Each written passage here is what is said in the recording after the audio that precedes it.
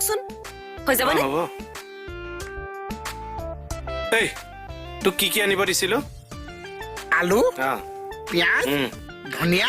জলকীয়া নেমু নেমু আহিছে চব অ নেমু কেইটা আনিলি এটা এটা কিয় ঠাণ্ডাত বোলে নেমু নাখাই চা আলু কিমান আনিলি আলু দুটামানহে আনিছিলে আলু দুটা আনিছে পিঁয়াজ দুটা তিনটা মানে আনিছিলে তই কি কৰিলি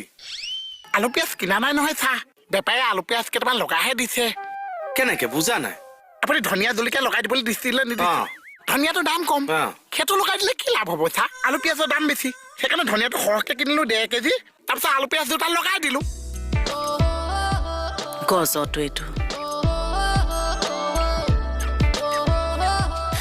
এসোপা আলু পিঁয়াজ ক'ত পালি এইবোৰ আমিহে আনিলোগে পিছত সেইকাৰণেতো সুধিছো হ'বনে নাই